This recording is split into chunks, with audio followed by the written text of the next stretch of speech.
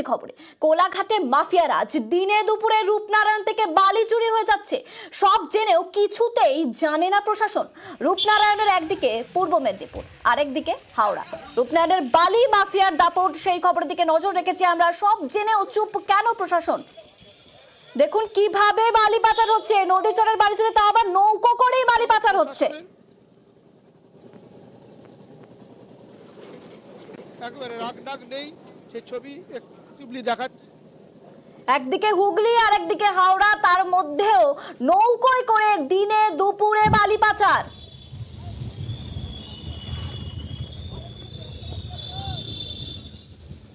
সুজিত রয়েছে, সুজিতের সঙ্গে কথা বলবো। সুজিত, দিনে দুপুরে এইরকম ভাবে মাঝ নদী দিয়ে বালি চুরি হয়ে যাচ্ছে প্রশাসনের নজরদারি এড়িয়ে।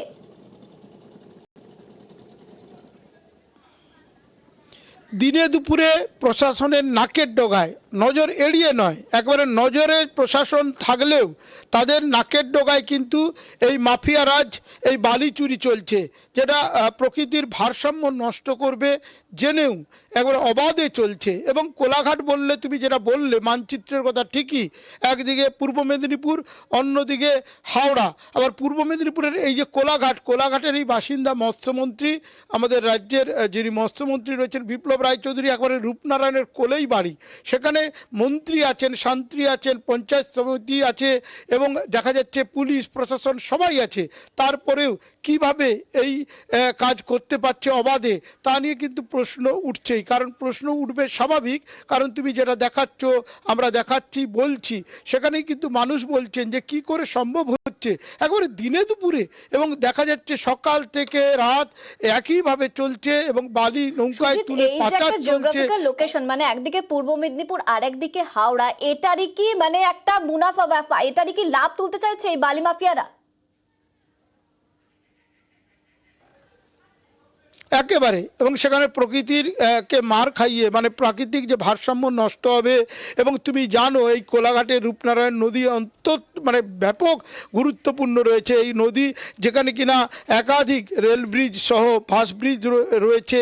সেখানে কি করে বালি তোলা হচ্ছে এবং যেখানে অভিযোগ উঠছে এই বালি মাফিয়ারা কিন্তু বালি তুলতে তুলতে এগিয়ে যাচ্ছে, ব্রিজের কাছাকাছিও তুলছে। তার মানে কি ভয়ঙ্কর অবস্থা। এখনই যদি না কোনো ব্যবস্থা না নেওয়া হয়, সচেতন করা না হয়, তাহলে কিন্তু প্রিয়াঙ্কা ভয়াবহ আকার নিতে পারে। কারণ এই কোলাঘাটের যে নদী, সেখানে কিন্তু দেখা যাচ্ছে দিনে দুপুরে নৌকায় করে মাঝ নদীতে ধারে যেখানে খুশি যত্রতত্র যখন খুশি চলছে এবং নিয়ম করে চলছে, প্রতিদিন করে যাচ্ছেন এবং নিয়মকে বুড়ো আঙুল দেখিয়ে। সেখানে পঞ্চায়েত সমিতি আছে, তারা কি করছে, তারা কি বলছেন দেখাবো। নদী থেকে বালি তোলা হচ্ছে, আমাদের গভীরতা এইখানে যে একটা বিরাট একটা ধস নেমে গেল এই বালি তুলে তুলে। আর এই প্রত্যেক দিন বালি তোলা হচ্ছে। আমরা তো একটা সাধারণ লোক, আমরা বাধা দিতে গেলেই একটা রাজনৈতিক প্রভাব আছে, তারা বাধা সৃষ্টি করে। আমরা তো লোকাল লোক, আমরা আর কি বলবো।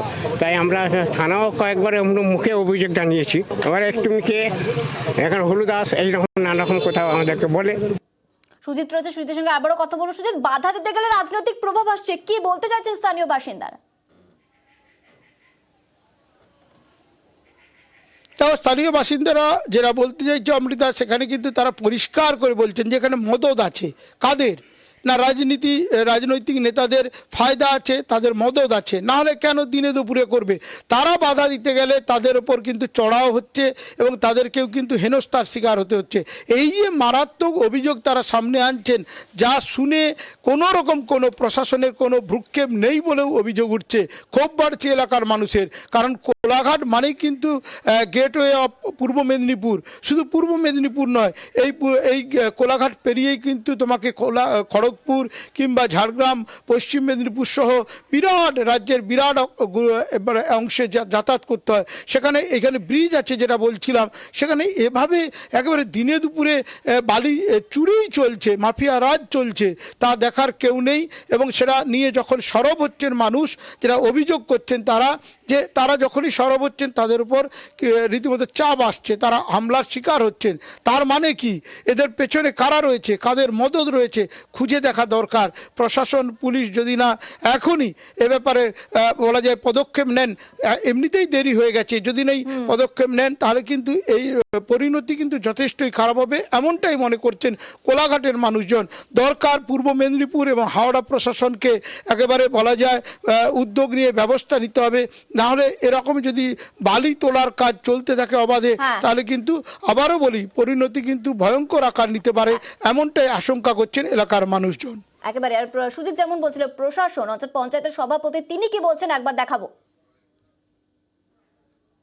আমরা বিভিন্নভাবে পদক্ষেপ নিয়েছি। নৌকো যারা চালায় তাদের নামেও আমরা এফআইআর করেছি, যারা ওখানে বালি স্টক করে বালি বিক্রি করে তাদের নামেও আমরা এফআইআর করেছি। 100% এই চুরিটাকে ঠেকিয়ে দেবো এ কথা আমরা কেউই বলতে পারবো না, তাহলে তো চুরি শব্দটাই উঠে যাবে, চুরি বাংলা কথাটাই উঠে যাবে। সুতরাং চুরিটা যাতে কমানো যেতে পারে, বালির এই অপব্যবহারটা যাতে কমানো যেতে পারে সে চেষ্টা আমরা করব, এবং সে ব্যাপারে আমরা আলোচনা আমাদের চলছে।